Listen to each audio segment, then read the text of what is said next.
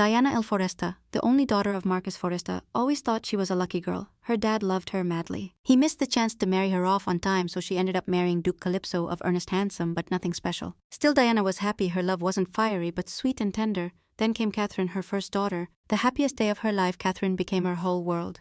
Everything changed when Catherine lost her sight from a blinding poisonous plant. She cried nonstop, calling for Mom, saying she'd never see those pretty flowers or cute little birds again. Diana couldn't believe there was no cure. The family doctor Alice, with a heavy heart, mentioned a magical way to transfer someone's sight. Diana froze hearing that, but told her husband to get the carriage ready for the temple. Calypso got it right away. His wife wanted to do the unthinkable. He tried to stop her, but Diana loved Catherine more than her own life. At first it wasn't easy to get used to, but the heroine was sure she could handle it. Her childhood friend and Dr. Alice never stopped taking care of her, helping her get through that rough patch. Things finally started settling down, but Diana overheard that conversation. The voices of Alice and her husband from the office whispering about love, and the heroine couldn't ignore it. Calypso and the mistress looked up, hearing a stranger. Diana screamed with a shaky voice, begging her husband to say it was all a lie, clinging to hope she just imagined it, stubbornly refusing to face the truth. The Duke stayed silent, then the woman collapsed to the floor, finally getting the whole mess. Calypso and Alice exchanged smiles. The heroine froze as her childhood friend mocked her seriously. "You're that dumb. Even with all the clues, you kept acting like the biggest dummy." Clueless as ever, the heroine couldn't say a word. She started begging for her beloved husband. Calypso was done. He summoned the knights and ordered them to lock the Duchess in the storage room.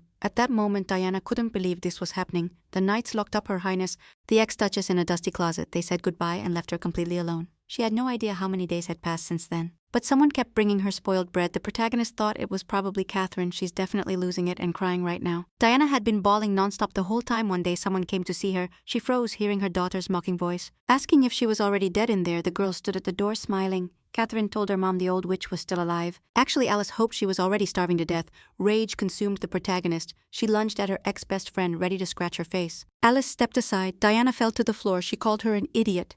Diana's eyes opened wide in horror. When she realized Catherine was actually the daughter of her husband's mistress, the heroine had given her sight to someone who was only faking blindness. Diana couldn't believe it. If Catherine wasn't her daughter, then she must be somewhere else, and that's when a sly smile appeared on Alice's face. A knight entered the storage room. Carrying a sack over his shoulder, the heroine heard something heavy drop beside her.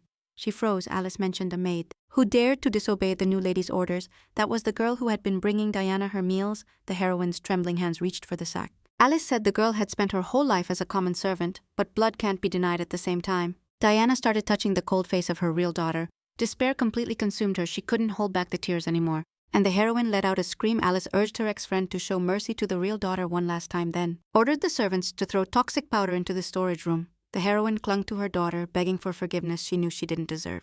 For not protecting them, that servant fought till the end for a mother who did nothing but fail her. After inhaling the toxic powder, Diana collapsed to the floor. If there was another life, the heroine desperately wished her daughter could come back and start over. Then she definitely wouldn't have mixed up her daughter. The next time the heroine woke up in her room, her cheeks were streaked with tears. Diana stared confused at the sudden light, her hands trembling as she grabbed the blanket. A maid burst in, pulling back the night curtains. Diana made a soft noise, and the lady in waiting instantly realized her lady was awake. Everything felt way too real to be a dream. When she asked the maid for the date, Diana realized she had gone back to the day she lost her sight. But now she could see proof that she had time-traveled with her vision intact. Diana now had a shot to save her daughter. It was an impossible chance, so the heroine ordered her maid to take her to the servants' quarters. Truth was, Alice had been watching Diana because even blind, she would never drop her title. The maid didn't know what she was planning but followed orders. The heroine apologized to the gathered servants for interrupting their work. Alice made it clear her daughter had grown up here as a servant. The real daughter's hands were rough and calloused. She was definitely the same age as Catherine, so the protagonist decided to dig up everything she could hear. Diana tried to remind herself about her blindness, but she really wanted to trust her servants and tell them. They laughed and whispered that Lady Alice was right. Seeing the blind Duchess was hilarious. The protagonist had never seen these girls before, but suddenly remembered that she had replaced all her servants before going blind. Since the Duchess was nothing special, the maids didn't put in much effort. Earlier, Calypso told Diana she had sent all the staff elsewhere because there was an urgent need for workers. Alice reassured the protagonist and recommended reliable servants. Diana was grateful and hugged her friend tight. She thought it was all for her, but everything had been planned down to the last detail. The blonde let go of all the maids. Her personal maid thought nothing special was happening, so she didn't inform Lady Alice. Going upstairs, Diana saw her daughter. Catherine gave her a fixed stare. Alice's daughter sneaked up on the protagonist, moving her hand in front of her eyes to check if she was blind, then smiled maliciously and made a silent shh gesture to the maid with a finger on her lips. Catherine stepped on the hem of Diana's dress, sure no one would see her do it. The protagonist started to fall. Losing balance, she crashed into the stairs, hurting like hell, but Catherine just let out a quiet laugh. The personal maid ran to her lady, asking her to be careful, assuming she just tripped. Diana really loved Catherine like no one else, but instead got betrayed by her husband, whom she trusted her lover like her best friend and a fake daughter. She had to face reality fast, not knowing when these people would try to kill her again. But in this mess, the protagonist wasn't even sure she could find her real daughter and save her. Suddenly there was a knock at the door. The protagonist perked up and said, "Come in." Calypso and Alice entered together full of boldness. The man, clearly irritated, asked the main heroine if she was feeling okay after what happened. Alice chuckled quietly at the tone. Diana replied she was fine, except she couldn't see anything. A sly smile appeared on the redhead's face. She moved close to her man to kiss him while Calypso assured the heroine everything was fine. The Duke added he was always available if she needed anything. Those fakes kissed right in front of Diana. The main heroine couldn't take it anymore and told the Duke she was a bit tired and wanted to be alone. The man smiled maliciously and told the heroine to rest well. Emotions took over Diana and she ran to the balcony to get some fresh air. She would never forgive those people. Opening the closet and grabbing a sheet, the heroine sat at the table and started writing a letter. The abusers could only watch as she took her revenge. Diana El Forresta was born into the wealthy Forresta Marquis family and dedicated her whole life to loving people. She regularly visited kids in orphanages and always organized charity events. The key was that Diana always emphasized that she was just a regular girl, no fame or money. That's why everyone adored her. Lots of people saw her as an angel sent from heaven. Her reputation grew so much it even reached the magic tower. The wizard told Lord Rory that a letter had arrived for him. It turned out the Marquis Forresta was looking for a mentor. Rory froze hearing that and actually put down his book to listen. The Marquis wanted his daughter to learn magic, so he asked if they should send a mid-level mage. Rory took the letter and shot down his subordinate's suggestion. He planned to go see her himself. The heroine sat at her desk wondering who her dad had sent. The letters were monitored, so Diana had to write something normal that wouldn't raise any red flags. The magic and alchemy she learned as a kid really came in clutch. Because of the marriage, I had to quit my craft, but now looking back, the protagonist realized she needed to study everything thoroughly. Starting from scratch, Diana called her maid. The Duchess gave a firm order to tell Alice and Catherine she was inviting them for tea in the garden right now. The personal maid couldn't believe it was the same person from yesterday. The housemaid stayed silent. Then the protagonist coldly asked, "You dare challenge the Duchess?" The maid said she'd deliver the message ASAP. Soon the tea was on the table. Alice was already seated, telling Her Grace the Duchess to just get used to the fact she couldn't see. The Duke's mistress was from the Blair Viscount family. To Diana, she was her closest childhood friend. When the protagonist found out Alice had come here, as the family doctor, she almost jumped for joy. Now she realized she'd been acting like a total dummy. Suddenly, Diana heard Catherine's voice. The protagonist couldn't wrap her head around how the Duke's mistress dared to make her daughter a servant and turn her own brat into a duchess. But Diana immediately put on a happy face when she saw Catherine. She deliberately threw the tablecloth while standing up and the teapot tipped over. Scalding hot tea spilled on the Duke's mistress's feet. Catherine and the maid froze in panic. Alice's daughter yelled at the protagonist for burning the doctor, while Diana fake apologized with a pitiful look. She sighed dramatically, saying she still wasn't used to being blind. Alice stood up and ordered the Duchess to leave immediately to treat those burns, leaving Diana alone with Catherine. The protagonist turned to the girl with a request. She wanted help getting ready every morning. She wanted the girl to read her books with that sweet canary voice. She reminded Catherine she even gave her eyes. Alice's daughter gritted her teeth. This woman was seriously getting on her nerves. And she definitely didn't want to help but couldn't say no. The protagonist smiled wickedly and told the fake daughter, "Looks like we'll be seeing each other again tomorrow morning." Alice clung to Calypso, complaining, "My leg hurts." He decided to check it out himself. He reached for his mistress's leg, convinced Diana wouldn't show up in his office, but things went exactly the opposite. Calypso turned to his wife stunned and asked what she was doing there. Diana had never been to his office before. He always thought she'd be a distraction. He wondered if he finally realized it, but Diana sat next to her husband and said, sad and quiet, that the servants ignored her and whispered behind her back the Duchess had had enough. So she decided to fire them all. Calypso signaled his mistress to leave the room immediately so he could handle this. Alice stood up and silently called Diana a bitch. Diana asked her husband to bring back the old servants, but he said they still needed them elsewhere. She declared she'd send a letter to the Marchioness if that was the case. That woman looked a lot like her father, but Calypso just couldn't love her. The Marchioness Parachute's power rivaled the Emperor's, so the hero had no choice but to pick his daughter. Luckily for them, clueless Diana turned out to be a goldmine. Once she married into the family, massive donations started rolling in. This was the perfect chance for Calypso to launch a new business and dodge bankruptcy, but the Marchioness was always writing her case. He wanted her power, not some old pompous lady breathing down his neck every step, so now the Marchioness had to stay in the dark about this. He asked Diana if calling Shane and Milan would be enough. The protagonist hugged him and thanked him for finally saying yes to her request. Now the real action kicks off in the dead of night, but Diana wasn't asleep. Leaving the book, the young woman decided to call it a night. Way past dinner time and no one had called her. Now the main girl was sitting hungry in her room, probably nobody cared. But it didn't matter. The Duchess was gonna kick everyone out tomorrow anyway. Diana was always starving before her rebirth. The main girl stepped out onto the terrace to get some fresh air and enjoy the night view. Suddenly a gust of wind blew. A guy's hand appeared out of nowhere. Ruya showed up right in front of the main girl and said, she never thought her first student would be such a cool dude. The guy was hyped to meet her.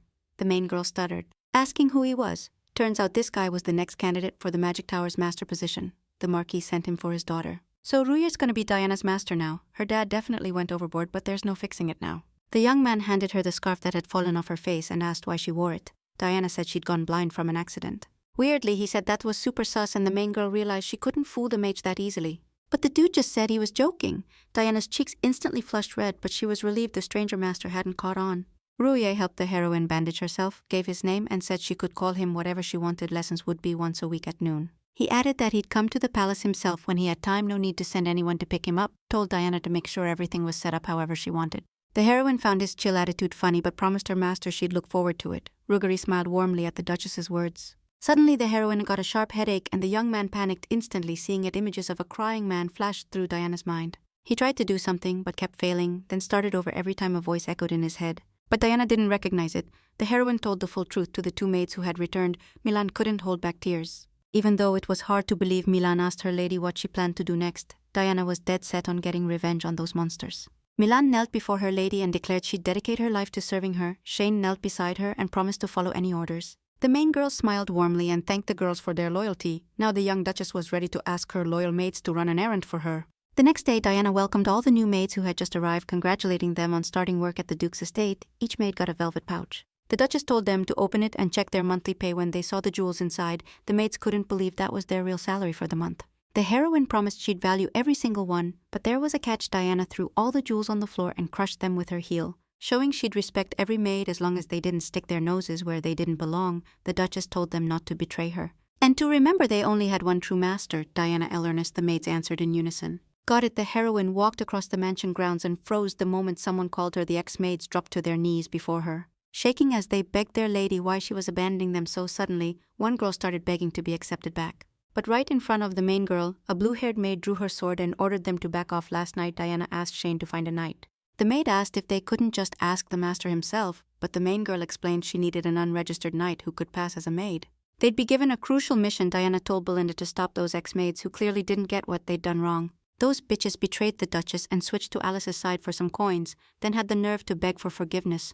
Diana wasn't gonna let any of them set foot here again. Alice peeked around the corner and muttered, those idiots dug their own graves. And now they looked pathetic, but the healer felt something was off in the end. The main girl only kept Julia. She might know everything about Alice's plans. So the main girl ordered her to watch her closely. Diana asked Milan how things were going with her request. The girl replied that so far, nothing had been found about her daughter. There was no 15-year-old with rough calloused hands and a slim body in the Duke's house, so the search spread across the grounds. Diana nodded and told him to keep looking. The main girl had no clue where Alice was hiding her. The Duchess turned to Shane and ordered him to take Catherine straight to her room. The maid nodded. The girl protested when she heard the fake mom's order. Shane said Her Highness wanted some quiet reading time. Catherine started arguing. But the maid apologized and left without another word. If Diana hadn't seen anything, she had to keep perfectly quiet. Once Mom was Duchess, that woman would be nothing furious. Catherine smashed the teacups and then kicked the bookshelf hard. A pale-haired girl came trembling out of the secret door and asked if the lady had called her. Catherine grabbed Asel by the hair and yanked her to the table. Then threw her down next to the broken porcelain. Alice's daughter told everyone to clean up that place immediately and have it spotless by the time she got back. Otherwise Isel would be in trouble.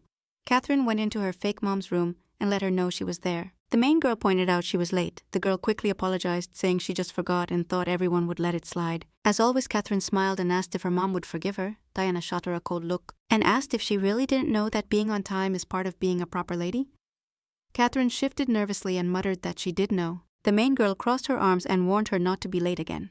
Diana pointed to the huge pile of books Catherine had to read for her today. Catherine started arguing, but the Duchess reminded her she couldn't read alone and needed help if she liked Catherine's voice so much. So Catherine was the one she wanted to listen to. Catherine agreed, but after a while set the book aside, crossed her arms, and declared her throat hurt from so much non-stop reading. The main girl had always known Catherine was a hot mess waiting to happen but never said it out loud. Not when she loved her. Everything was moving way faster than Diana expected. She reminded Catherine she was already 15 and probably had raised her own daughter too weak. Diana decided to cancel tomorrow's meeting with Sawyer's son. Catherine jumped up and blurted out, "What does that mean?" But the Duchess calmly replied, "I can't introduce a lady to my son who can't even keep a promise to her own family." Catherine had waited so long for this day. At every meeting she'd been watching him like a hawk. All she ever wanted was to spend time alone with the Duke's son. Her parents had no ties to the Ibre Duchy, and only Diana could help her. The Duchess told Catherine that if she obeyed her, she'd arrange another meeting with the Duke's son. The lady immediately perked up at the news, promised her mom she'd never be late again, and that she'd read books to her every day. That kid was so blinded by greed he was easy to manipulate. Catherine grabbed her book and decided to keep reading. From today, the main heroine was about to start magic lessons with a new teacher. Valinda informed the Duchess she'd be guarding the garden entrance. Diana hoped that spot would work, glancing at her watch. The heroine realized the session was about to start. She thought the teacher would pop up out of nowhere again like last time, but this time she wasn't scared. Right on time, Rory appeared in front of his lady, greeted her without missing a beat. The heroine returned the greeting, and the red-haired guy said he'd been looking forward to this day. It was an honor to train the Duchess. Diana let out a relieved sigh and smiled. Rory offered Her Majesty to choose any skill: attack, magic, defense, or suppression. The heroine paused, trying to remember the last time she used magic. Shyly admitted she wanted to start with the basics, and Rory told her to roll up her sleeves and take it slow. He started by suggesting learning to release energy. Rory showed his flickering flame in the palm of his hand. Each type of energy had its own properties: fire, water, ice, wind, lightning, and earth. They could use magic that matched those traits. Rory was all about fire, while Diana controlled ice. The guy suggested trying it, so the heroine, full of determination, reached out and tried to unleash her power. But it went sideways and she blushed instantly. Didn't expect it to be that bad. Rory grabbed Diana's hand, told her to relax her hand and focus on pulling out the magic. The heroine took a deep breath. The young girl focused, channeling all her strength into her fingertips to try the technique again. Right then, Calypso walked by. This time, the heroine nailed it. She was so hyped, she immediately intertwined her fingers with her master's and smiled bright. That's when the Duke caught them seeing his wife with another dude. Calypso froze, stormed up to his wife, and with a tense voice, demanded to know who was with her. Diana explained it was her magic master Rory, since the girl had lost her sight and couldn't read books anymore. She decided to try magic. Calypso shot a hard glare at his wife's master. Funny thing was that dude had zero right to be jealous of the main heroine over another man. Diana introduced her husband. Calypso to Riri. The maid smiled at the Duke and said he was about to burn a hole through him. Suddenly, Catherine came up to them, voice hoarse from daily reading, asked her mom and dad what they were doing there. Diana told Catherine to say hi too. The heroine introduced her magic master. Rory's face lit up with a cheeky smile. While commenting how weird it was that Catherine didn't look anything like her mom, Calypso blew up, saying that comment was straight up rude. Diana explained her daughter just looked like her husband. Rory had no clue what he'd said that was so offensive to the Duke, but Calypso insisted no one, master or not, should say stuff like that. A phoenix materialized right in front of the Duke's face. Calypso had the poise and status of a noble, but he knew those qualities meant nothing to the magic tower. There was power beyond human reach. The magic tower was a place only for those with magical talent. A society where status didn't matter. Lord Rory was the authority figure of the tower. Calypso got the message. He turned around and said, "I got a ton to do today, gotta bounce." Diana had decided magic was something to fear, told Catherine to wait a second, not leave so fast. Then the protagonist told her master she had a small but important favor to ask. Diana wanted him to teach magic to her daughter too. Magical skills are inherited, not random like in the human world. If a parent has magic, it passes to their kid. Catherine's anxiety spiked. She feared the Duchess would find out she wasn't her biological daughter. The girl said magic bored her, but the protagonist kept pushing. Magic was way too useful to ignore. Diana explained it was all for her future. Catherine was the Duke Ernest's only daughter. If she inherited his title, magic would be super useful, plus it'd give her a chance to meet Prince Sawyer. Catherine lit up and immediately agreed to train. Rory agreed too, and the heroine thanked him, saying they'd start next week. The guy admitted he wanted to give lessons privately, said sorry, but it was already too late, said goodbye to the heroine, then vanished into thin air. The heroine didn't expect her master's parting comment and blushed a bit. Alice froze the moment she saw Diana standing there with people watching. Alice couldn't just ignore her, asked Her Highness where she'd been. Diana explained she'd been in the garden, had invited the magic instructor earlier. The heroine also mentioned Calypso was jealous of that dude. Alice asked what that meant, and Diana said her husband's voice had been super mad when introducing the instructor. The doctor insisted that was just impossible. The protagonist mentioned the Duke even started arguing. Diana wanted to see that look again. But Alice suddenly said she had to go, didn't get what all that meant. Calypso was only his, so she'd never think about being jealous of Diana and some other dude. The protagonist silently begged Alice to wait while she took everything she had. The doctor went to Catherine's room pretending she felt sick.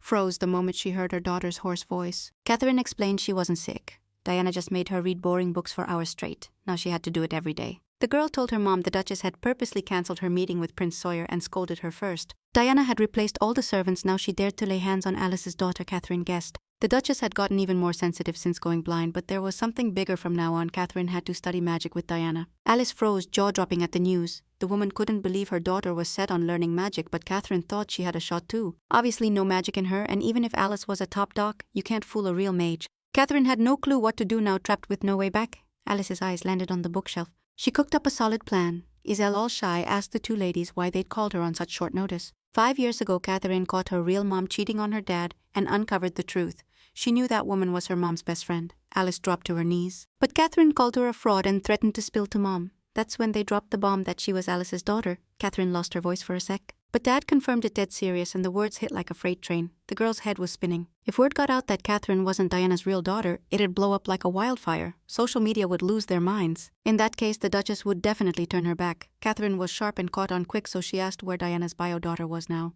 Turns out the girl was growing up with orphans. Alice told her daughter those kids had way lower status, but Catherine was supposed to be valuable. Special, destined to be a real Duchess someday. Alice explained exactly what Azel had to do, but the girl saw herself as a plain pleb who couldn't use magic. So she figured she couldn't help plan to bring in an experienced mage so the blonde at least had a shot. Azel was supposed to help Her Highness the Duchess and keep up the act, but suddenly Catherine slapped her. This pleb had been talking out of line all day. Then Alice's daughter decided to remind her place, started yelling at Estelle to shut up and stop asking questions just as Catherine threw a shoe at her. Alice told her to stop. Her daughter yelled she couldn't stand that brat anymore and locked her behind the sliding bookshelf again. Alice promised her daughter she'd show that girl a tutor tomorrow, told her not to take it personal, and reminded Catherine she was the real Duchess. Next day arrived perfect weather, so the main girl decided to practice magic outside focused and unleashed her power right then. Her real daughter tried the same move but couldn't even spark a flicker. Alice asked the mage for updates. He said the girl had potential just buried under layers of mediocrity. Even with little mana, she should have sparked something small. Looks like this girl won't cut it. Alice really wished Diana could hear this right now. Even if the brat was her own blood, she was still a useless pile of potential. But Alice told the mage they didn't need a magic prodigy. She just wanted the girl to learn a basic summon spell by next week, and the master promised to try. Diana smirked sarcastically, wondering how Catherine would wiggle out of this. The girl was all ego and zero talent. As usual, the main girl started thinking,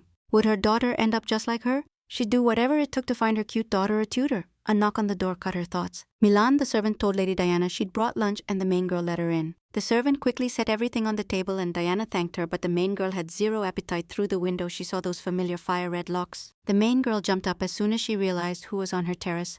Rui smiled and asked her to open the window. She'd come for extra classes last time. They ran out of time and kept getting interrupted. Diana thanked Rui for thinking ahead and offered to eat lunch. The mage was about to decline. He'd come to teach his lady after all, but the main girl explained she just wanted to share a meal. There were tons of things she wanted to ask him.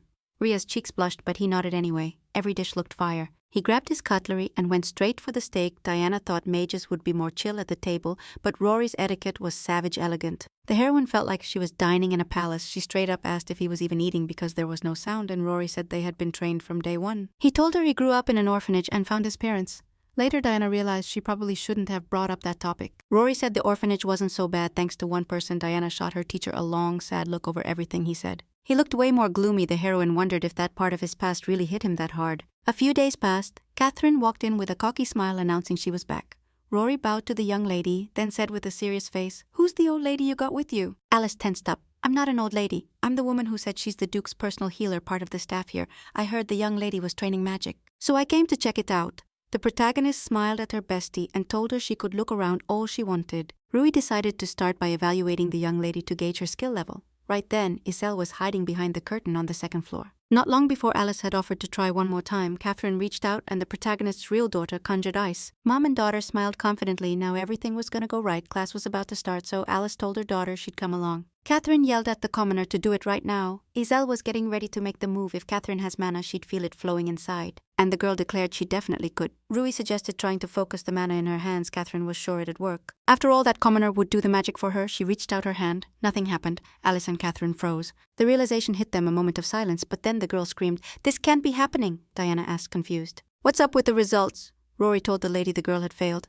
Alice jumped in immediately, explaining that the young lady was probably just nervous and could try again, but no matter how many times she tried, the results would be the same. The lady had absolutely zero mana. The main heroine asked, surprised. "Shouldn't magic show up easier when you're young and it's passed down through bloodlines?" That was weird since Catherine was her daughter. Rory confirmed it. No one had seen anything like this before. Catherine's whole body trembled with rage as she mentally cursed the commoner. "How dare you humiliate me? Nothing could be done about it." Diana announced Catherine would have to learn magic on her own. And the lady screamed there was a mistake, but a proper lady should know she's not good at everything. Catherine yelled she hated them all and stormed off. She didn't need to get that worked up. Things were only going to get worse, and the main heroine would handle that. Catherine was furious. Azel had ruined everything she needed to keep Diana on her side if she wanted any shot with Sir Sawyer. Alice's daughter decided she was going to kill that commoner. She slammed the door open. The room was empty, Alice assumed. Lady Catherine was devastated and told the princess, but only Diana was truly disappointed. Catherine's whining was just a front. The heroine admitted she felt a little guilty. Rory thought Lady Catherine was a total yes-woman, like the family doctor.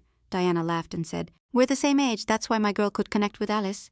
Alice said she'd check on the lady. The heroine smiled and told her friend, "You've always been the one who looked out for me and Catherine." The girl panicked and told her mom the commoner had escaped. Alice froze at those words. The whole room went ice cold. It turned out the idiot's own daughter had kicked the door open and run off. During magic class, Alice couldn't believe Azal had been hiding her powers all this time. It was time to find her. If only Diana could see her daughter again. Things would be different. Suddenly, her loyal maids rushed over, noticing the girl's anxiety. The protagonist asked what was going on. It turned out Julia had escaped the compound because the protagonist hadn't given orders. It seems sus Julia was Alice's only ally left, so she was probably acting on her orders. Finally, it was tea time with Julia. The maid entered her lady's room, asked why she was called, and the Duchess smiled, saying she just wanted to chat. But first she offered her some tea.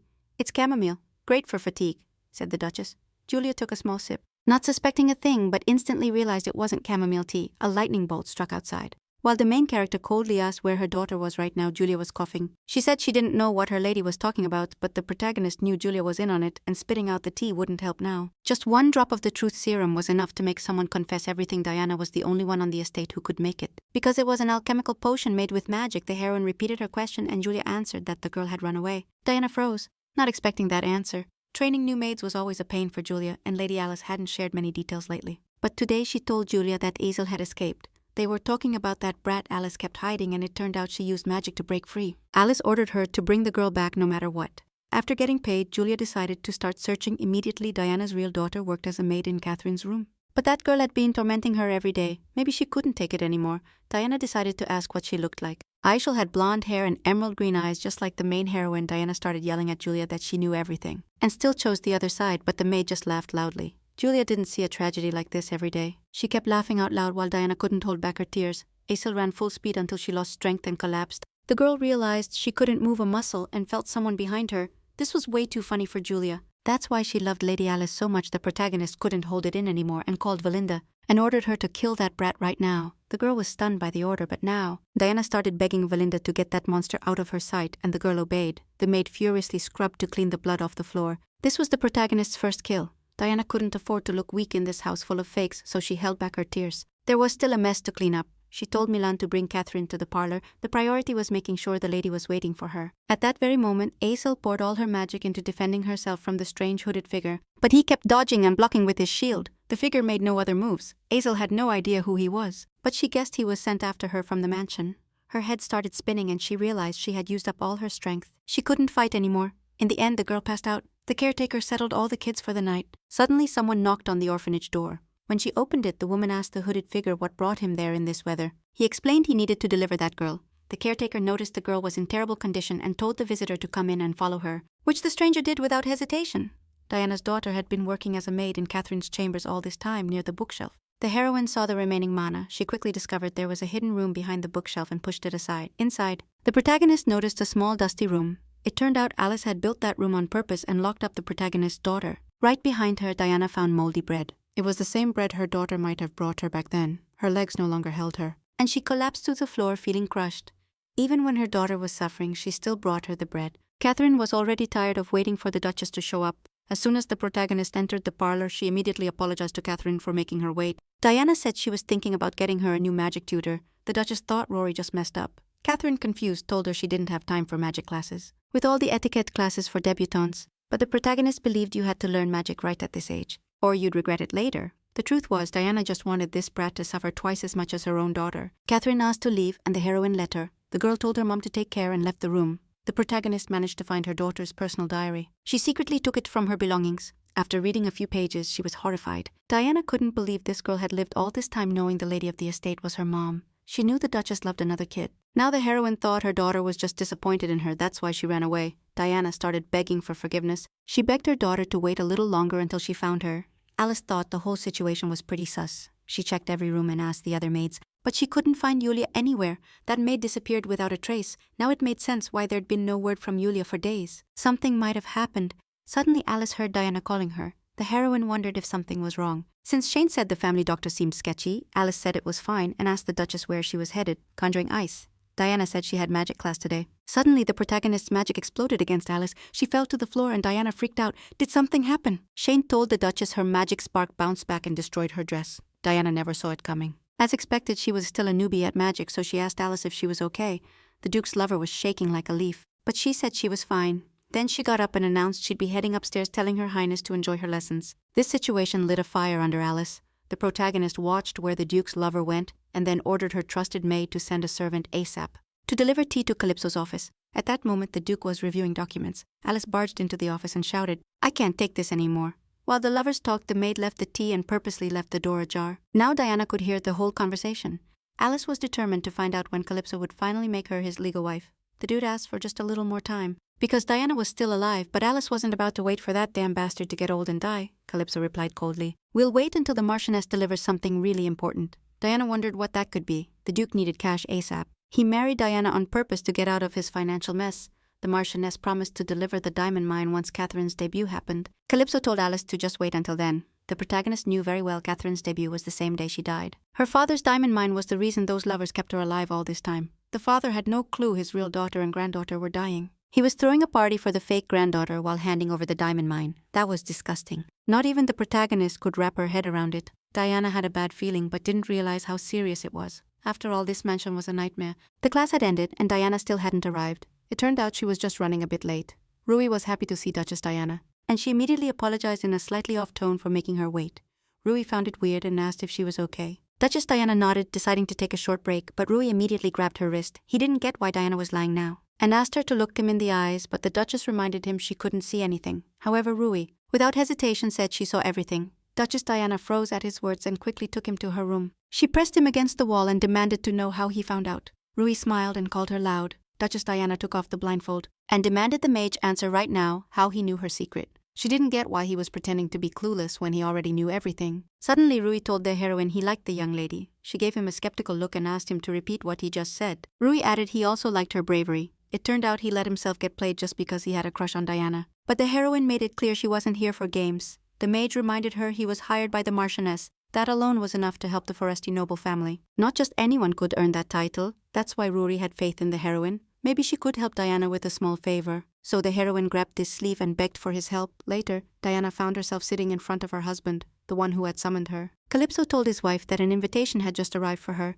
The Abbot Ducdame's family was one of the most prestigious in the capital, the go-to spot for high society. They were organizing a special tea party, and right then Diana's invitation was supposed to arrive. Calypso had to handle Catherine's engagement, so he had no choice but to accept the Duke's invitation. The man confessed to his wife that he was seriously worried. The same old routine, pretending to care about Diana while secretly sending Alice to that tea he kept trying to push the heroine to mingle with those arrogant nobles. Calypso feared those gossiping nobles would hurt his wife's tender heart, and that would hurt. Diana said Catherine would be disappointed if she didn't attend. She liked Lord Sawyer. The Duke suggested sending Alice. The protagonist agreed. And now it was time to hit the tea party. Alice dressed in a cute soft green dress, that idiot. Diana even ordered a custom dress from a top seamstress just to flex. Catherine was excited to finally see it. Alice smiled, I guess. His Highness is probably super happy. The protagonist stepped up. It had been a while since the last tea party at the Aubergs. Diana stepped out just to say goodbye to her daughter and best friend.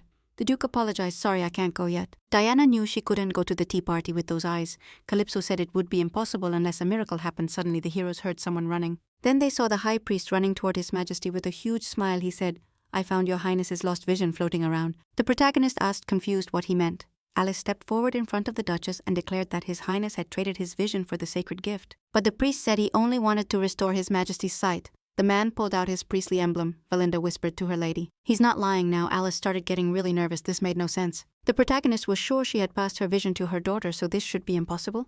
The priest smiled and said, "This was a real miracle." He closed his eyes, feeling the energy in the air, and then focused it on a single point. If His Majesty places his hand on the crystal, his sight will return immediately, and everything will go back to normal. Catherine gasped, "This can't be real." Alice instantly backed her up. They had no idea what the outcome would be. But Diana turned to her daughter. "Remember what it's like living in darkness." The heroine was ready to seize any chance. No matter how ridiculous it seemed, as long as there was a shot, it would work. The power locked in the crystal was undoubtedly sacred. Diana turned to Valinda. "Help me." The maid quickly helped the heroine reach the crystal, which shone intensely, making the heroes squeeze their eyes shut. A blast of vivid, pure, holy blue light hit the main heroine. As soon as it faded, Calypso called his wife. Now the heroine could see everything again. The Duke, Alice, and Catherine were frozen by the news. The other maids smiled with joy and rushed to congratulate their lady. Surely the heavens had been moved by her kindness after them. Calypso and Alice joined the congrats. Diana hugged Catherine tight, acting like she was thrilled to see her face again. Tears of happiness streamed from the heroine's eyes. Everyone else was deeply moved while no one was looking. The priest ran off around the corner. Rory reverted to his real form and called Diana's fake miracle idea completely crazy. The heroine had her reasons to fake blindness before, but now it was useless. Diana had figured out his motive. and now she just needed to find the daughter while she was blind. Her search was very limited, so the protagonist decided to pull off a fake miracle. The Duchess announced she wanted to open her eyes and asked Rory for help. The guy just spread his arms and said he was too soft to say no. When someone looked at him like that, all the Duchess had to do was say the word, and Rory would go all out. Now Diana could expose her plan. Catherine suddenly pushed the protagonist, asking in a shaky voice, "What if my eyesight ends up ruined and something goes wrong?" Diana totally got her fears, but there was no reason to freak out. The heroine told Catherine she'd never been sick, so no way she inherited her messed up vision. The Duchess looked up at the sky and said, "This really is a miracle." Noticing Catherine's weird expression, the heroine asked if she felt bad. The girl shrugged and said she probably just had a cold. That's why she looked off. Diana immediately told Alice to stay and watch Catherine. They couldn't just leave her like that. Both needed the day off. Sending Alice instead of the Duchess was totally out of the question, so the protagonist decided to hit the tea party herself, especially since her vision was back. As soon as Diana went to change, the Duke huffed, annoyed. Even after setting everything up, Alice couldn't handle it, and now things were more tangled. Diana changed and was ready to ride out. Catherine ran up begging to come along, insisting she was way better than before as long as she could be with young Mr. Sawyer. Catherine didn't care about her mom. She was dead set on being Diana's real daughter if she took her. The protagonist replied, "I'd be happy to spend the day with you." Now Diana could take care of Catherine and her mom so they'd sink into despair faster. The carriage pulled away and Alice dropped to her knees. The day was gorgeous, and Diana wondered how long it had been since she'd gone out without a bandage. The trip from the duchy to the capital usually took 3 days, but with a magic portal, just 1 hour. The protagonist looked at Catherine. When she said how happy she was everything went well, the girl admitted she'd felt guilty the whole time. So Diana asked Catherine to keep reading books for her. To ease the weight on her heart, hearing her daughter's voice sweet like a canary's song filled the Duchess with joy. Like she was living a beautiful dream. Catherine agreed and said she liked it too. The orphans had apple pie for snack today. If the kids showed up late, there'd be none left. They decided to hurry and one of them bumped into a cell. While walking, Catherine looked out the window and told her mom they'd arrived. The boys' mansion left her impressed by its grandeur. No wonder Catherine was so wowed considering Ernest's constant money problems. This was totally expected. The protagonist suggested going inside. The ladies were surprised to see Her Highness the Duchess. They knew what had happened to her. And Diana said luckily, a real miracle happened today.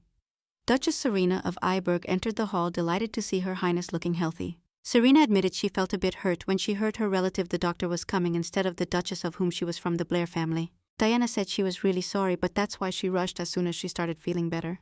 The protagonist asked Catherine to greet the Duchess. The girl lifted her skirt and introduced herself, all excited. Serena took a good look at the Duchess's daughter's face and said she was very cute. She showed them the room where the kids were having drinks. Serena suggested Catherine join in, and of course she said yes, but suddenly, the protagonist said they shouldn't, and Catherine gave her a confused look. Diana explained her daughter had a cold, so she shouldn't get too close to the other kids and risk spreading it. Catherine shot her mom an angry look like, "What are you talking about?" Then she realized they were in front of other ladies. The protagonist silently begged Catherine not to blame her. It was just the fallout from her own lie. Serena thought the Duchess's daughter could meet the other kids next time. In the end, Catherine stayed with Diana the whole tea party. On the way home, the protagonist asked the girl if she'd had fun. Catherine was sure that if Duchess Abergay wasn't her future mother-in-law, she'd have flipped the tea table. Looking out the window, Diana wondered if sunsets had always been this beautiful. The carriage rumbled down a busy street. The protagonist froze, seeing the blonde girl. She ran off into an alley, and Duchess Forrest immediately ordered the coachman to stop the carriage right away. Diana slammed the door open and announced she had an urgent message. She told the coachman to take her home, drop off Catherine, and then come back for her ASAP. The carriage pulled away, and the main girl stared hard at the alley where the blonde girl had vanished. She took off running after her right away. Diana ended up at the orphanage, still on the Duchess's grounds. She asked the kids passing by if they knew a blonde-haired girl. The kids instantly knew who she meant but didn't know her name.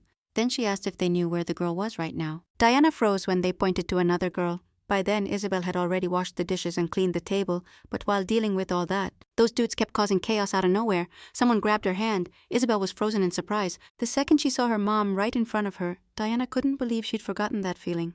The rage of holding her dead daughter's body. She hugged her immediately. The main girl asked the trembling-voiced girl who introduced herself as Isabel. Then the Duchess kept holding her daughter tight, begging for forgiveness nonstop.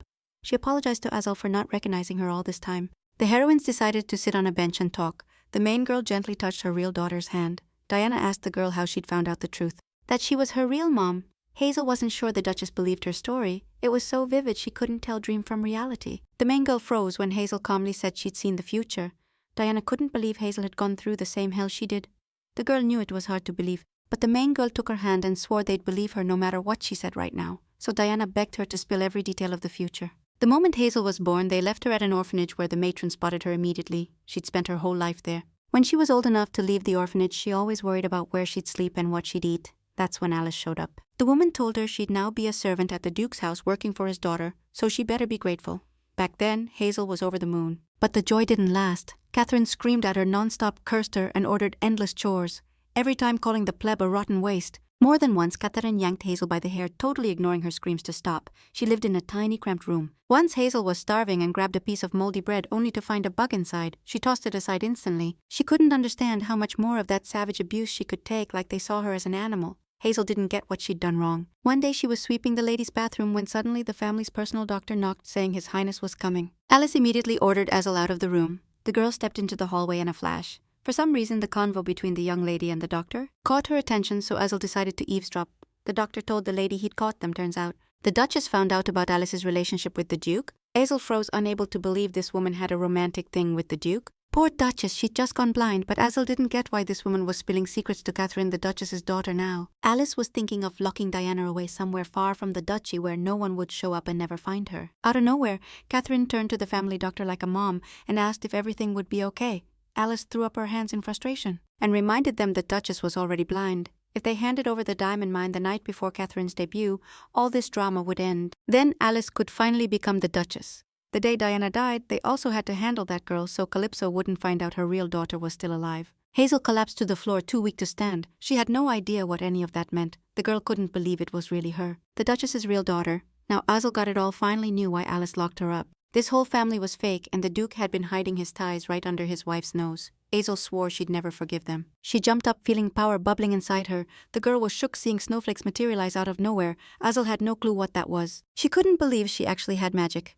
Hazel didn't know why she had these powers, but she knew she had to save her mom. It was super late at night, and Catherine was already out cold. They'd locked the secret room cell door with a padlock. The girl wondered if it was just luck. But she had to get out tonight no matter what. Hazel decided to try one more time and used her magic again. The Duke's daughter smiled, realizing it worked. She'd unlocked the door, threw on her cape, grabbed the bread, and slipped outside. Alicia planned to lock the Duchess in a hut outside the duchy, according to rumors. Hazel found the spot. As soon as she opened the door, she saw her mom. The Duchess immediately asked who was there, but the girl froze. No words came out. She was horrified by her mom's condition. The girl handed over the bread and left the hut without saying a word. Hazel silently begged her mom to hang on a little longer while she gathered strength to save her. She ran with tears streaming down her face, begging her to wait a bit more. The girl had no idea Alice had been following her the whole time. Days passed. Hazel trained her magic every day and was way more skilled now. She was hungry, but for her mom. She could hold on if it meant she could actually help. In the end, Hazel headed back to the hut. The Duchess kept calling out to Catherine.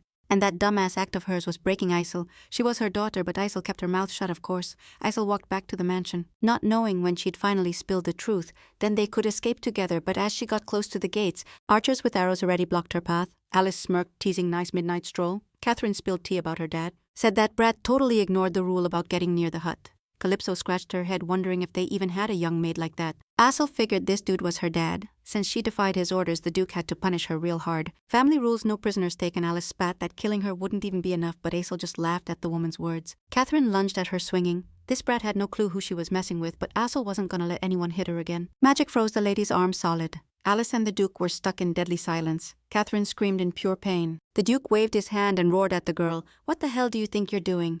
Hazel froze as arrows rained down on her. She could have used magic, should have used it, but she couldn't. 4 arrows pierced her in an instant. The Duke calmed his daughter, not knowing he'd just killed his own kid with his own hands. Hazel didn't get it. Why didn't he recognize her? So many questions burned in her chest, but she couldn't take it anymore. The girl's eyes snapped open and she gasped for air. Not realizing right away what just happened, she looked around and realized she was in her own room. Hazel didn't get why she wasn't dead. She was definitely shot with a bow. Right then, Catherine kicked the closet and yelled at her maid to get out now. The lady ordered the broken glass cleaned up, and like it was a cell, she couldn't believe it was real. Somehow she'd gone back in time. Now Hazel had the chance not to live the same way as before. She was determined to change her life and her mom's when she returned to the present. The girl thought the Duchess wouldn't believe her, but Diana started crying and told her own daughter she'd also traveled to the past. Hazel started shaking. This was impossible. The protagonist realized it wasn't a coincidence. Both had come back and remembered everything. Her daughter admitted she wanted revenge, hated Alice and Catherine with all her being for what they'd done. Dad was just as hated. Hazel was set on avenging every torment that ruined her past life. Diana couldn't even imagine how hard and painful it was for her. The protagonist knew arguing against revenge would be cruel, so she nodded. The Duchess apologized to the coachman for making him wait. The coachman ignored it, then blinked, seeing the kid next to the Duchess. He asked the Duchess who the kid with her was. Diana didn't answer. Take us to Parachute, she told the coachman as the carriage took off. Isabel lit up. Diana asked why, and the kid smiled. It's my first time in such a soft, comfy seat. Diana sighed. First things first. You gotta put on some weight. Asel guessed her grandpa probably wouldn't like what he'd see at the orphanage. They said the Marquis came from a rich noble family. She thought she looked like a mess compared to him. Diana shook her head. Nah, he's a pain, but once you meet him, your daughter will see all the servants and staff freeze when they spot the lady with a kid. Marquis Parisot was quickly informed about his daughter's visit. Lady Diana marched straight to her dad's office to spill everything and introduce her real granddaughter. The old man asked his daughter, "What the hell brought her to see him so late?" He frowned as Diana presented the girl. The Marquis had no clue what she was talking about. And the protagonist calmly said she'd explain everything in a sec. She thought it'd be hard for him to believe once Diana laid it all out. The Marquis blew up. How dare Calypso betray him and swap the girl, but the protagonist told him to chill. The Marquis couldn't get how she stayed so calm, but Diana explained she was just waiting for the perfect moment to crush her enemies. Then she asked her dad for help. The Marquis couldn't get it. His precious daughter, worth more than his own life, had gone through all that alone. He didn't see why she wanted to go back to that nest of traitors. The Marquis decided to ask his granddaughter how she'd lived all that time, and she told him she worked as a servant in Catherine's room. The dad asked Diana to spill the whole plan. He was going to help her. The protagonist gathered all the family members at a table because she was about to drop some news. Calypso was curious about what exactly Diana wanted to adopt a kid. The Duke and Alice froze at the protagonist's unexpected announcement. Catherine stood up abruptly and reminded her mom she still had her, but the protagonist explained her dad had written a letter, saying he'd found Peshut's relatives at the orphanage. Diana didn't know the whole story, but there was no one to raise the girl. Catherine yelled. She didn't need a sister yet. The protagonist calmly told the girl it was time she grew up. Catherine could change if she had someone to compare herself to. A servant approached the Duchess and told her the girl had arrived. Asel entered the dining room where all our heroes were and immediately bowed, observing proper etiquette. Catherine froze, seeing a familiar face. Then the protagonist's daughter said her name. The story jumps back 2 weeks, although Lady Azelle shared the Duchess's blood. The girl looked a lot like her mom. That same night Diana left her dad's estate. Before leaving, she asked her dad and Liz to take care of Asel. At dawn, Liz threw open the curtains and told Her Highness it was time to get up. Asel realized yesterday hadn't been a dream. The servant thought something was off, but the girl quickly said everything was fine. Just thinking to herself, the protagonist's daughter went wild. When the servant showed her a bunch of fancy outfits, she couldn't believe they'd managed to get everything ready so fast. She'd only arrived the night before. Liz chuckled softly and explained there'd been a mad rush last night. The Marquis offered double price if the girls' dresses were sewn fast. The whole town was talking now. All those outfits were Asel's, but Liz felt bad they weren't fancier. But the girl thought they were amazing. Asel first needed a bath, and Lisa told her a few servants would help her undress. The girl said doubtfully she could wash herself, but the servants asked her to just relax. Lisa felt awful for the lady's daughter. This girl had a rough childhood in an orphanage. After fixing the lady's hair, a servant told Her Highness she could enter the bath now. The water temperature was perfect. Noticing the servant pouring something into the water, Asel asked if she could use it. It was an expensive fancy oil produced by the Duchy of Aberg, and Asel knew Catherine really wanted to buy it, but the Marquis said they had to provide the best of everything. As long as his granddaughter was here, so Asel could stop stressing and just enjoy all the luxuries she never had before. Because now everything belonged to her. She was no longer an orphan from the orphanage, and definitely not just another servant in the library. The heroine nodded, agreeing with Lisa's words. Marquis Parisot was in the dining room, anxiously waiting for his granddaughter to show up. Azelle appeared shortly after, looking way better now, and thanked Grandpa for the fancy dress he got her. He said it was no big deal, just some extra dresses lying around the palace. Azelle smirked. Lisa had already spilled all the tea. The servants started setting the plates. Everything looked fire. The Marquis told his granddaughter to start eating. To eat whatever she wanted, but Isel had no clue how to handle any of it. Too many forks and knives. She didn't know which one to use. She thought she'd get scolded if she messed up her manners or ate like a hot mess. The Marquis slid a plate toward her. Don't hold back, he said. You can learn anything. No need to feel bad about it. Isel grabbed a fork and thanked His Highness, wishing him a good meal. The Marquis, barely hiding a smile, said, Call me Grandpa, you're my only granddaughter now. She knew exactly how the meat tasted. Seeing his granddaughter eat with such appetite, the Marquis decided next time they'd need way more food. Isel suddenly froze, staring at the food, and told her grandpa she had a request for him. The heroine's daughter begged him to turn her into a perfect lady ASAP to help her mom, but the Marquis said Diana's revenge would be enough. Isel insisted she had to protect her mom. The Marquis remembered how his daughter told him that with that tone and look, she was just waiting for the perfect moment to strike back. Seeing her now, he realized his granddaughter wasn't just the spitting image of her mom. The man nodded and said that was exactly right. The story shifts to the present, where the heroine introduces Isel to her husband. Isel then sat next to Catherine. Alice pursed her lips, refusing to believe any of it. A tense silence filled the table. Calypso told his wife to be more careful with the adoption and asked why she hadn't even told him. The heroine replied her dad had made her an offer. Since Isel had magical skills, Diana wanted to send her along with Catherine to the magic festival. It was a competition run by magic masters. Open to all mages, competitors could freely show off their skills in front of the masters. They also had a shot at getting recognized. From low-level to high-level mages, whoever won a fair fight would get a big reward from the heroine's dad. Probably control over the diamond mines, and when Calypso heard that, he froze instantly. He yelled that was supposed to be Catherine's debut gift. The heroine smiled and told him not to worry, everyone could see the real daughter would beat the fake. Catherine froze, but Hazel just gave a tight smile. Alice suddenly stood up and announced she was leaving. Something hit her hard. Catherine followed her, leaving Diana and her daughter alone with the Duke. The heroine asked Iselle if she enjoyed the meal, and the girl smiled brightly, saying it was delicious. Diana handed her husband the adoption papers and told him to process them. Today Calypso knew arguing with his wife would be tough. The Marquis' diamond mines were on the line. He had no choice. He took the papers. The heroine offered Asel a tour if she was done eating. The girl nodded and got up from the table. She told her dad they'd catch up next time, and the man froze at how she addressed him. Then the heroine headed down the hall. Even Asel had the right to be a duchess since she had magical skills. Diana noticed how tightly Asel clenched her fists at that moment. She asked why, and Asel admitted she couldn't stand seeing the face of the guy who killed her. The heroine totally got it. The Duchess offered to give the tour next time, but Asel declined right then. She wanted to check Catherine's room while Alice's daughter cried in her own room and saw the Duchess with Asel. The girl exploded, "Why'd you bring this brat with me?" But Diana stepped in. "Don't talk like that about your new sister." Alice smirked sarcastically. "This brat ain't the lady's sister." "No way," the heroine coldly repeated the doctor's words, asking, "Alice, isn't this your first meeting even if you were friends?" Alice had no right to cross the line and treat Iselle like that. Diana told Alice to apologize immediately. The family doctor had to properly apologize to the new Mrs. Ernest. With the respect she deserved, Alice smirked ironically but had to comply. Asel accepted the apology and said it was all good. Diana told her daughter that sometimes people act like that if they weren't raised right. Diana knew the family doctor came from the tough Blair family. Viscount family Asel said she understood and just asked them to be careful next time as soon as the girls were alone. Diana's real daughter told the fake one that nothing had changed here. They hadn't seen each other in a long time. Then Isabel asked Catherine, "How have you been?" Alice's daughter exploded, "How can someone like that be related to our family?" Catherine couldn't believe this kid knew all that. Hazel stepped up and hissed, "Y'all are the ones lying here." Alice's daughter begged to use magic for the demonstration instead of doing it herself. She wanted to trick her mom. Catherine pushed Asel with all the strength she had at that moment, sure she could master that basic magic in no time. But if Asel exposed the torture, Catherine wouldn't even get into the Magic Academy, Alice's daughter snapped, saying they could just toss this room out the window. So Zell took a different approach. Catherine got ready. As the girl marched to the table, the hero's daughter grabbed the first picture she saw and smashed it on the floor. It shattered into 1,000 pieces instantly. Iselle quickly ducked and muttered, "She totally slipped," but now someone had to clean up the mess. Alice's daughter had had enough and lunged at the hero's daughter. In an instant, she leaned back, ready to hit Asel again. A scream ripped through the room so loud that the birds in the trees flew off like leaves. The whole house definitely heard it. The protagonist bursts into the room and nervously asks what the hell just happened. She sees Asel on the floor, soaked in blood with Catherine crouched beside her.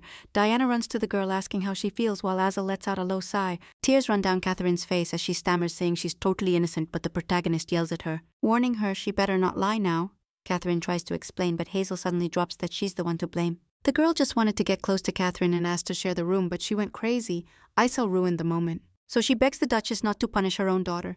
The truth is that Blonde set this all up on purpose the moment Catherine raises her hand. Isel cuts her wrist with a piece of glass. Catherine screams as a burning pain shoots through her arm. The protagonist's daughter smiles, telling Catherine she knew she'd tried to attack the noble. The woman screams, swearing she won't get away with it. But Hazel yanks her bleeding hand hard. The daughter drags Catherine's bloody fingers across her face and dress, murmuring to calm down. The fake daughter winces in pain and snaps, "Don't touch me." Hazel drops to the floor smiling. "This house is gonna learn soon about Mrs. Cruelty," Catherine yelled. "I'm faking it," the protagonist yelled at the girl. "Cut it out." Diana addressed everyone in the room. "Catherine's behavior is getting unbearable. How can a noble lay hands on someone? Asel will use this room, and let this be a fitting punishment for you, Catherine." The Duchess ordered Shane and Milan to clean Catherine's room today, then fix it up and hand it over to Asel. The protagonist helped the girl up, then said they better take her to the doctor fast. Alice tried to talk to Catherine, but the girl just ran off in tears. She headed straight to the library. If Asel thought Catherine couldn't learn magic, she was dead wrong. She was gonna devour every book on forbidden magic. Diana's magic turned out super useful at a time like this. Catherine was determined to master this cheap magic trick to make Asel regret her actions as soon as she got back to her room. She noticed they were taking out all her furniture. The new furniture was way more expensive and fancy than what she had before. Asel told her little sis that Grandpa personally picked out all this furniture for her. She asked Catherine if she'd ever seen anything this expensive before, then remembered Ernest was broke. But Alice replied she wasn't in the mood to talk to someone like her. Then the family doctor walked in. Alice asked if she could bandage Lady Catherine's hand wound. Her daughter agreed and left the room. The healing was going well. In 2 weeks it looked way better, but the scar would stay forever on Catherine. Alice asked her daughter if she was the one who started it all. Catherine fired back, immediately asking her mom if she had no pride bowing down to someone, but Alice told her to chill. Catherine needed to learn to hide her emotions. She couldn't just jump into a fight like that, but Catherine didn't get why. Even her mom thought she was the one to blame for this whole mess, but Alice promised she was the real victim, that she'd find a way to get her into the magic competition trial. The girl just nodded and headed for the door. She had her own plan. Mom could keep grinding to become a great duchess on her own, then Catherine stormed off slamming the door. They shouldn't have let Izzy run off in the first place. If she hadn't bolted, none of this damn drama would be happening now. Suddenly, Alice got an idea, grabbed a sheet of paper and started writing a letter. She'd heard rumors about a place that could fix any problem if you paid up called the black market. They say it's not just info they deal in. They also do eliminations. This was the only shot. Izzy's room looked absolutely lit. The girl showed her mom the dresses and jewels. Lisa and the maids got all dolled up just for her. Izzy felt the need to write a thank you letter to her grandpa, hugged her mom and the main girl. Smiling warmly, said she was a total softie. The girl found the lady lessons weren't so tough after all, but Diana blamed herself a bit for not protecting her daughter from the start, but now she was sure she'd never let her go again, promising to protect and love her for life. Milan walked into the room. The main girl tensed up a bit and asked Milan if something was wrong. Milan said the mage had just arrived. Azel knocked on his dad's office door. Calypso immediately looked up from his papers. Wondering why Azel had come to see him, he'd heard Catherine was causing trouble, so he assumed the girl was just coming to complain. As soon as Azel walked in, the Duke said he was busy, meaning Azel had to get straight to the point. Azel asked his dad if he wanted to see his new room. The Duke frowned and asked why he hadn't asked his mom.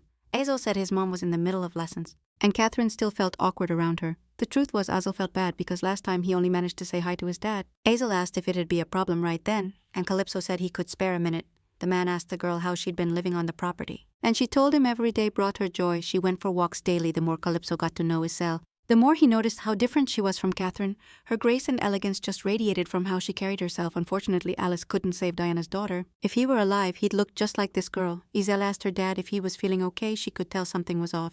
Calypso said everything was fine, so the girl pulled him inside, showed him the furniture her grandpa had given her. The main girl bolted at full speed, totally confused why she'd been so forgetful lately. Rui saw Diana and greeted her with a smile. She was already apologizing for being late when suddenly her heel caught the main girl. She was about to hit the floor, but Rui caught her effortlessly before she fell. He was happy to have caught the Duchess, otherwise that adorable little nose of hers would have been history.